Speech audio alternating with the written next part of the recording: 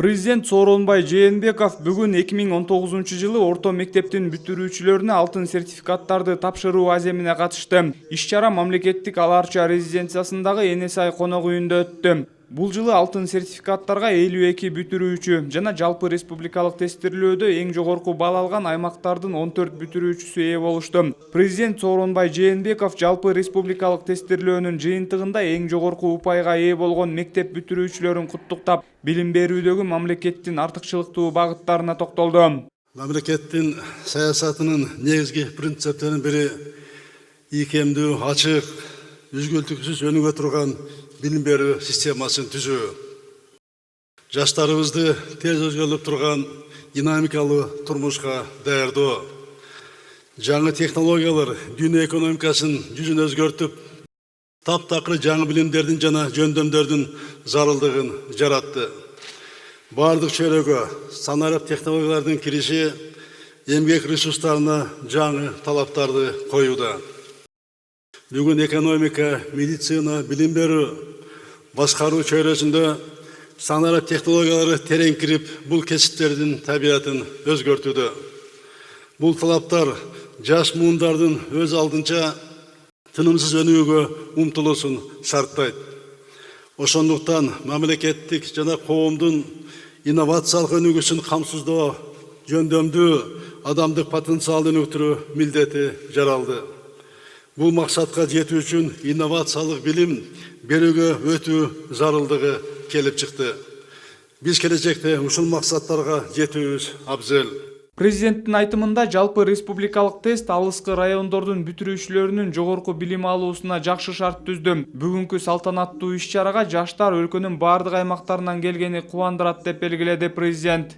Жалпы республикага тестилөө ар бир бала үчүн анын жашаган жерине карабастан, анын үй бүлөсүнүн киресесине карабастан жогорку билим алууга бардыгына тең бирдей мүмкүнчүлүк берди. Быйылкы жылдагы жалпы республика тестилөөнүн жыйынтыгы негизинде алтын сертификатты жана эң жогорку бал алгандардын 57% региондордун бүтүрүүчүлөр экени бизди абдан кубандырат. Мен ушуну канаттануу менен өзгөчө белгилеп кетким келет. Бул абдан жакшы көрсөткүч. Жалпы республика тестилөөнүн бүтүрүүчүнүн билимин баалоо менен бирге анын өзүн өзү өнүктүрүүдө мүмкүндүк түзөт. Экинчи жагынан тестилөөнүн жыйынтыктары аркылуу билим берүү системасынын ишмердигин баалоого болот. Тилекке каршы бүтүрүүчүлөрдүн 38% жогорку окуу жайына өтүүгө зарыл болгон босогосунун деңгээлинен өтпөй калышты. Ошол учурда өлкөбүздүн билим берүү системасынын каржылоо деңгээли ички дун продукциясынын 6%-ын түздү. Бул прогрессивдүү билим берүү системасы бар Франция, Малайзия, Финляндия, Эстония мамлекеттеринин деңгээлинде болду. Келечекте тестилөөнүн жыйынтыктары билим берүүгө кеткен мамлекеттик чыгымдардын эффективдүүлүгүн көрсөткөн индикатор катары кароого болот. Ошондой эле тестилөөнүн жыйынтыктарын мугалимдердин эмгек акысын кароодо эске алуу абзел. Өлкө башчысы Кыргызстандын эмгек рыногу акыркы жылдары агрардык өнөр жай, маалыматтык технология, энергетика, туризм жана жеңил өнөр жайы багытындагы адистерди көп талап кылып жатканын белгиледи. Жана бүтүрүүчүлөр тандап алган кесип мына ушул керектөөлөргө дал келет деген ишенимин билдирди. Азыр силердин ар бириңердин келечектеги кесибиңерди тандап, аныктап койдуңар деп ойлойм. Кыргызстандын эмгек рыногу акыркы жылдары муктаж болуп жатат. Бул агрардык өнөр жай, жеңил өнөр жай, маалыматтык технологиялар, туризм, энергетика тармактарына ушу багытындагы адистерди көп талап кылууда. Силер тандап алган кесип республикалык эмгек рыногунун керектөөсүнө дал келет деп мен терең ишенем. Силерге билим берген ушу педагогикалык жааматына, силерге ыңгайлуу шарт түзүп билим алганга, тәрбиялаган ата-энеңерге дагы терең ыраазычылык билдирем.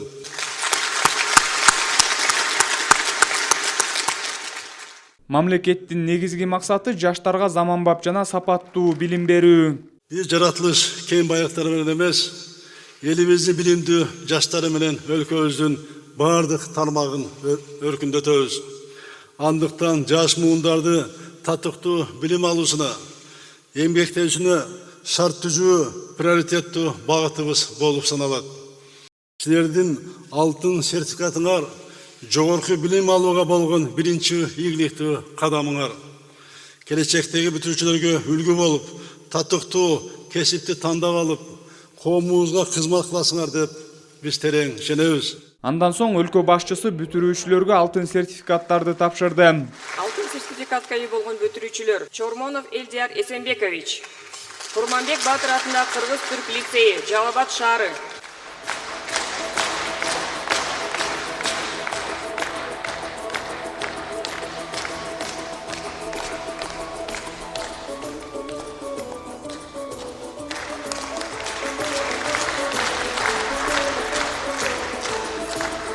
Кулбаев Нуртеген Канатович, номер 70 мектеп гимназиясы, Бишкек шаары.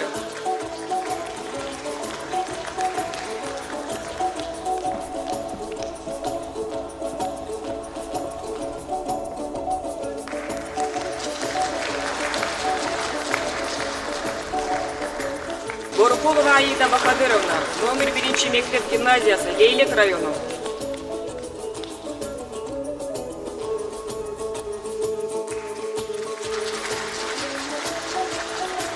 Жеңишбек уулу Талантбек, Семетей лицейи, Кадамжай району.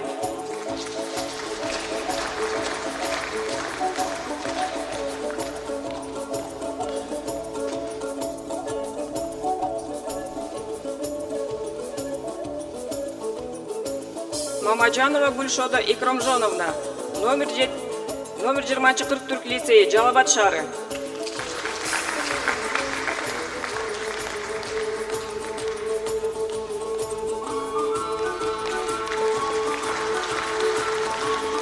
Мусаева Дарья Уланбековна, номер 12 мектеп гимназиясы, Бишкек шаары.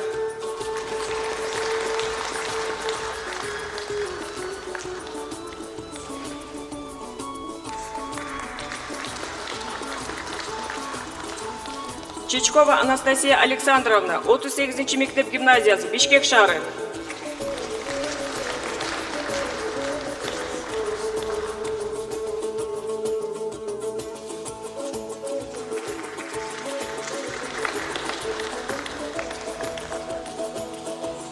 Эрали кызы Сезимай, Сапат кыздар лицейи, Ош шаары.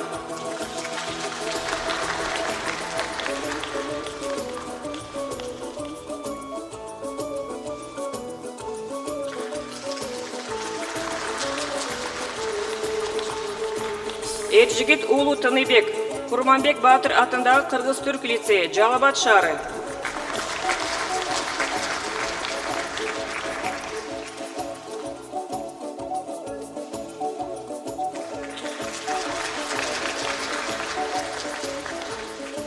Мухамедьярова Алина Рамилевна, 67 мектеп гимназиясы, Бишкек шаары.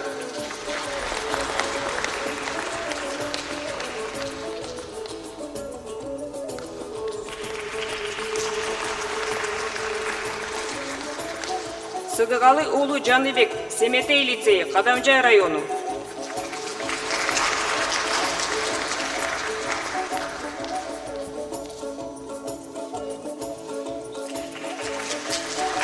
Шамшидинова Эркиная Нурланбековна, Сапат кыздар лицейи, Ош шаары.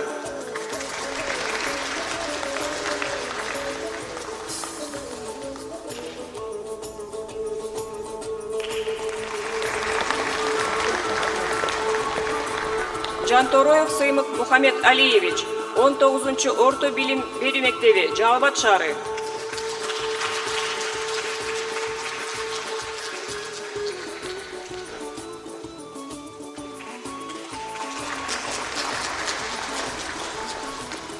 Календеров Актан Уланбекович, Курманбек Батыр атындагы Кырк-Түрк лицейи, Жалал Абад шаары.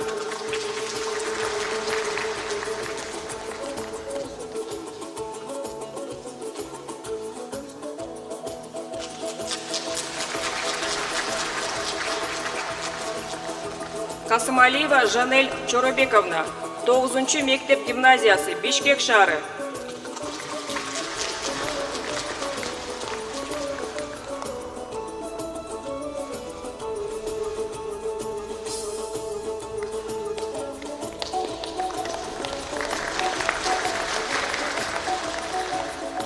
Климарева Наталья Ивановна, 11-чы мектеп гимназиясы, Каракол шары.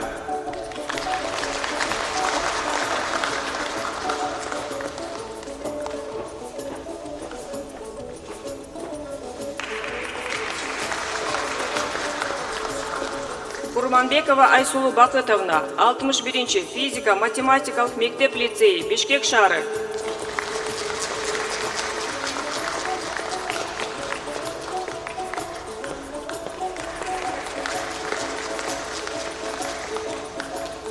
Кыдыралиев Темирлан Уланович, 61-чы физика-математикалық мектеп лицейі, Бишкек шары.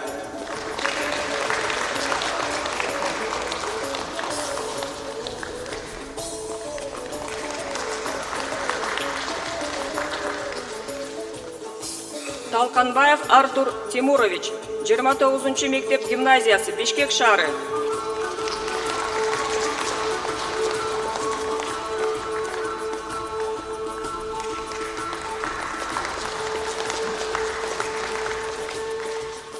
Фролова Анастасия Витальевна, 58-чы орто билим берүү мектеби, Бишкек шары.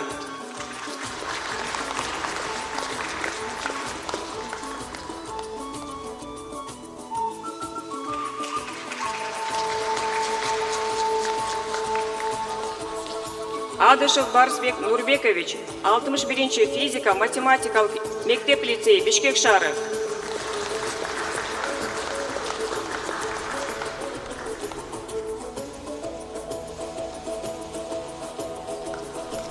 Алмазбек улу Нур Элес, Сема лицейі, Ош шары.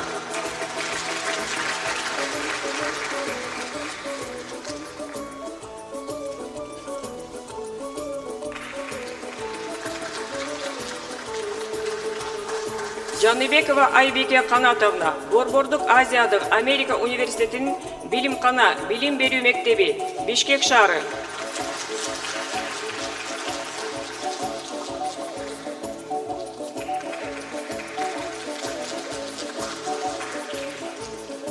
Кошоев Тынай Талайбекович, 23-чы мектеп гимназиясы, Бишкек шары.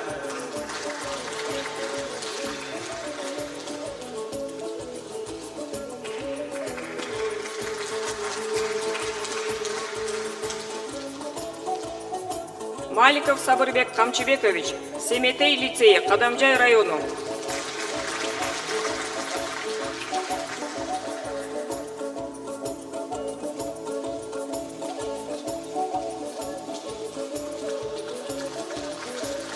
Рахманжанов Дастан Мыктыбекович, Капалов атындағы орто билим берүү мектеби, Бакаята району.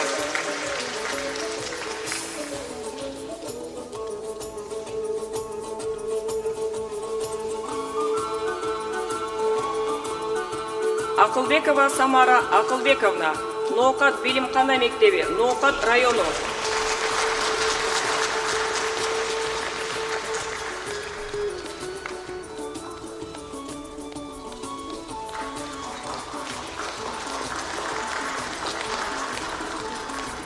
Султаналиева Садат Манасовна, Жакшылыков атындағы мектеп гимназиясы, Сокулук району.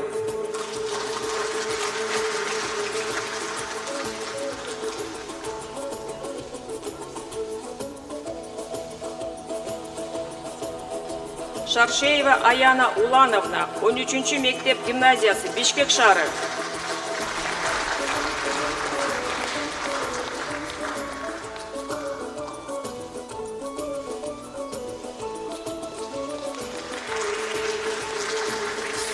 Иралиев Дастан Аскарович, Манасата Сапат лицейі, Талас шары.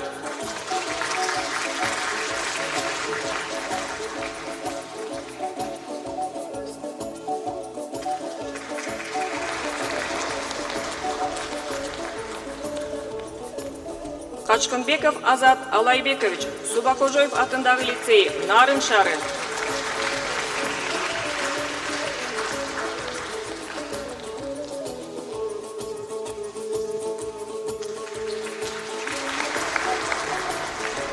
Октонов Ороскул Табылдеевич, 69-чы мектеп гимназиясы, Бишкек шары.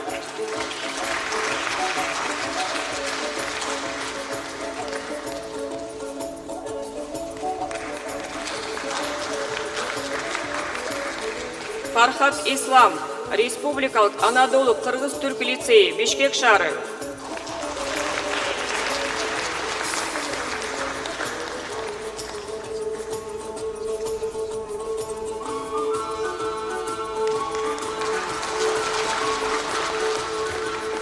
Алтынбекова Мерим Алтынбековна, Давлетов атындағы мектеп лицейі, Жалабат шары.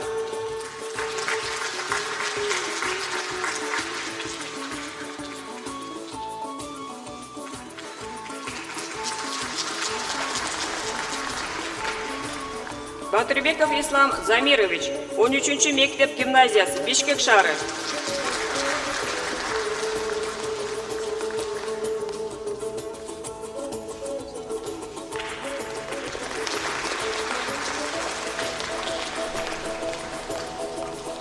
Дүйшеева Жылдыз Сабырбековна, Республикалық Анадолу Қырғыз-Түрк лицейі, Бишкек шары.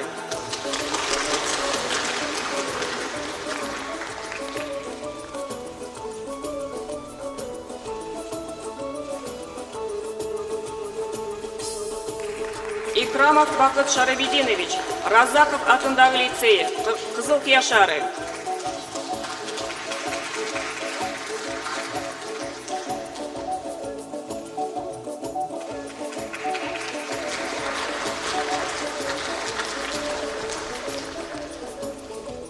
Салаев Кутманбек Нурланбекович, Семетей лицейі, Қадамжай районы.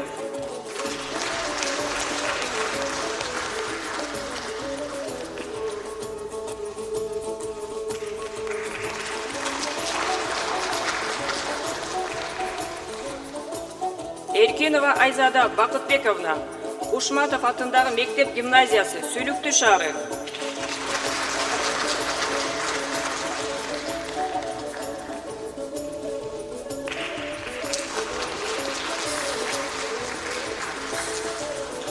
Барқалбасов Сүйінбек Тоқтобекович, Субакожоев атындағы лицейі, Нарын шары.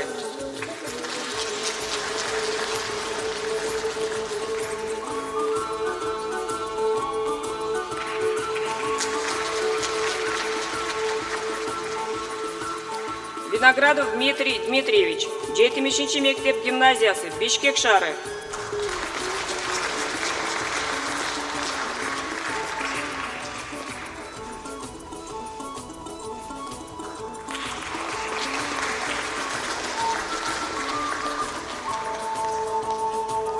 Момункулова Гүлсүн Бақмұратовна, Талас облыстық чет тілдер лицей комплексы, Талас шары.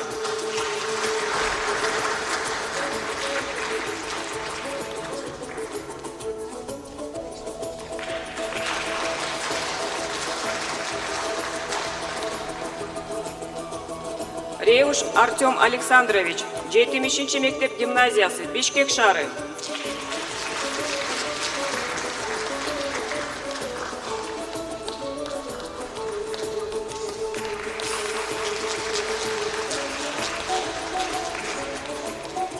Русланов Алмаз Русланович, Карасаев атындағы лицейі, Қарақол шары.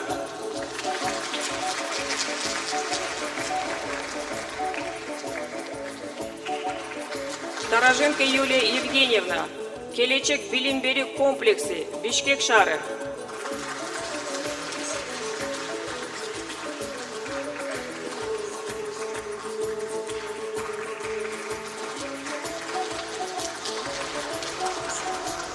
Данияров Алым Бектурович, 13-чі мектеп гимназиясы, Бишкек шары.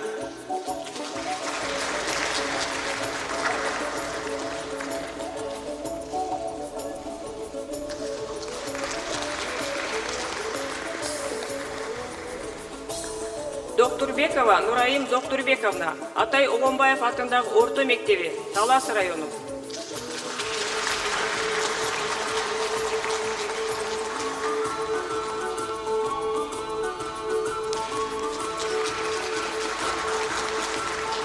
Мырзақулов Атай Үсенбекович, Илим, билим беру комплексы, Бишкек шары.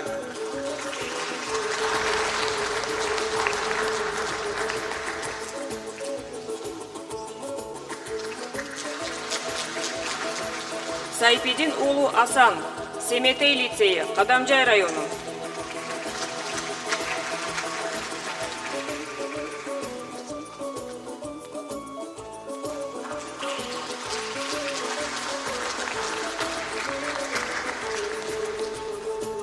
Шнур Владислав Александрович, Зубков атындагы мектеп гимназиясы, Хан шары.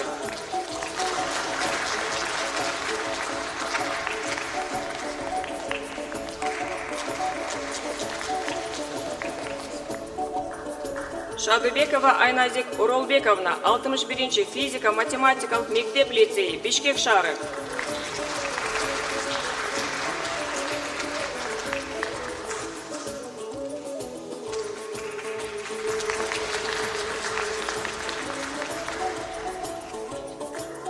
Жумабай улу Кылычбек, Гагарин атындагы орто мектеби, Лейлек району.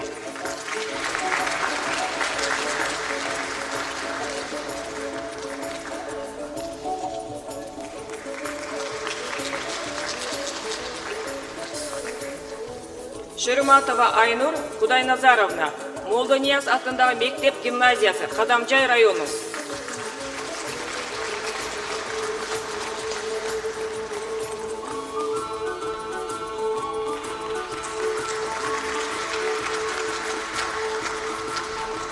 Шайымкулова Бегимай Алмазбековна, Орозалиев атындагы орто мектеби, Сузак району.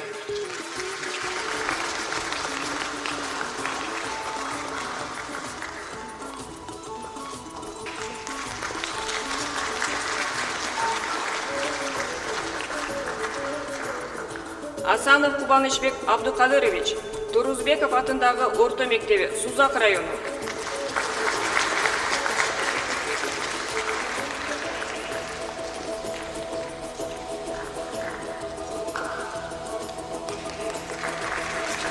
Алимжан кызы Курманжан, Таңатаров атындагы мектеп гимназиясы, Өзгөн району.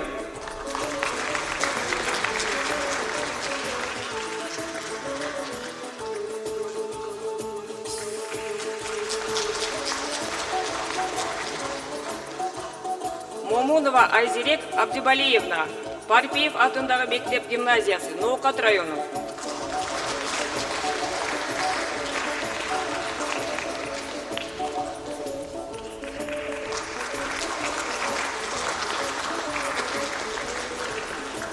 Жумакова Тахмина Кубанычбековна, Бектенов атындагы кыздар лицейи, Ысыкөл району.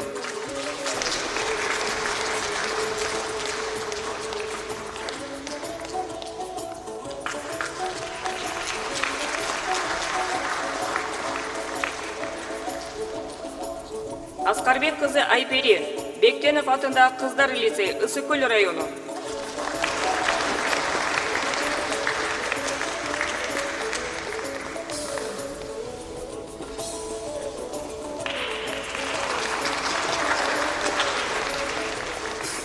Нургазиева Айганыш Нургазиевна, Талас облустук чет тилдер лицей комплекси, Талас шары.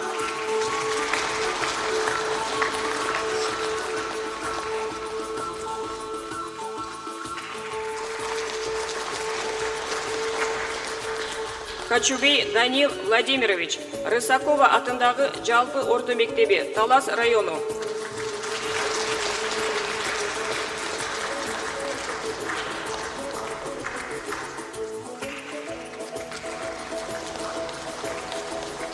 Асанкулов Актан Шаршенбекович, Субакожоев атындагы лицейи, Нарын шары.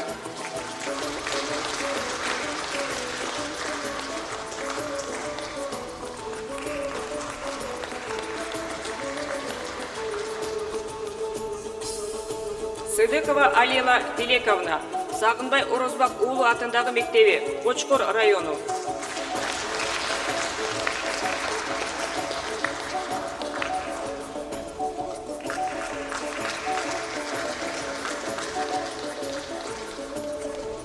Токтогазиев Ислам Калыбекович, Чыңгыз Айтматов атындагы мектеп гимназиясы, Сокулук району.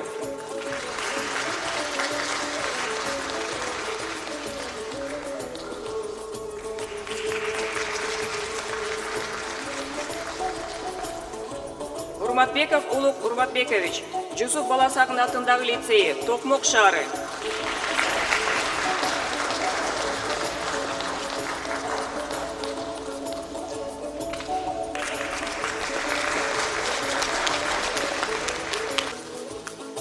Жалпы республикалык тестте эң жогорку 238 упайга Элдияр Чормонов ээ болду. Ал Жалал-Абад шаарындагы Кыргыз-Түрк лицейинин бүтүрүүчүсү. Ал үчүн ийгиликтин ачкычы талыкпай алган билими болду. Башынан эле жогорку упай топтойм деген максат койгон.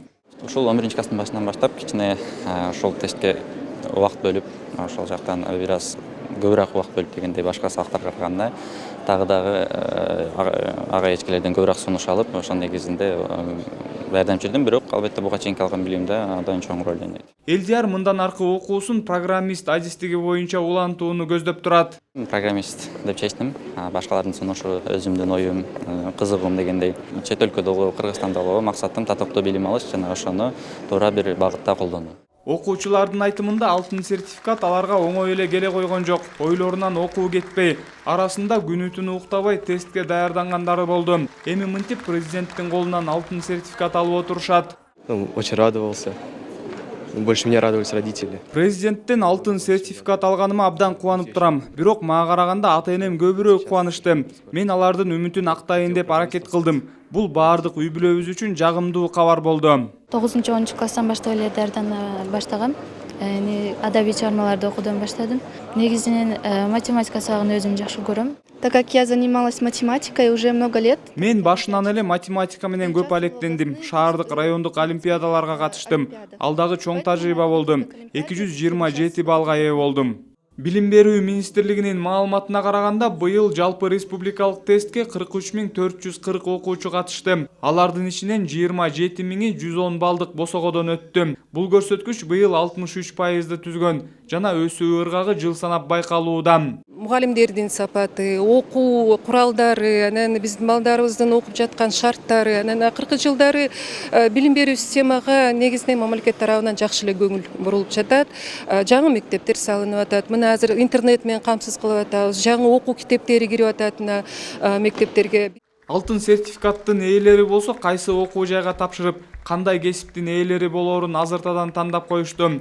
Негизги максатыбыз өлкө үчүн кызмат кылуу дешет. Кесип дипломат. Албетте мен Кыргызстанга өтө чоң пайда алып келгим келет. Кыргызстанды өнүктүргүм келет. Дүйнөлүк масштабка чыгып, биринчи кылгым келет. IT тармагында программист кесиби боюнча Америкага тапшырдым, өттүм. Америкага жакында кетем. Анан албетте ал жакта калып калбай, мында элиме кызмат кылам. У нас пока что как раз таки это Микроэлектроника адистиги боюнча тапшырайын деп жатам. Кыргызстанда бул тармактын келечеги чоң. Бизде түстүү металлдардын баардык түрү бар. Аларды изилдеп чыгуу керек. Ага бир гана билим керек. Мекеним үчүн аябай мындай пайдалуу адам болгум келет. Кийин мен өзүм мындай чоң өзүм мектеп ачкым келет да, өзүмчү. Жалаң мындай мүмкүнчүлүгү чектелген балдарга ошолорго жардам көрсөтүү. Мамлекет башчысы сертификаттардан сырткары бүтүрүүчүлөргө символикалуу белектерди тапшырышты. Соңунда бүтүрүүчүлөр эстеликке сүрөткө түшүштү. Бул иш-чара өз кезегинде окуучулардын келечекке карай кадам таштап, чоң максаттарды ишке ашыруусунун башаты болуп калмакчы. Самат Асипов, Бактурсун Дүйшөнбеков, Ала Тоо 24.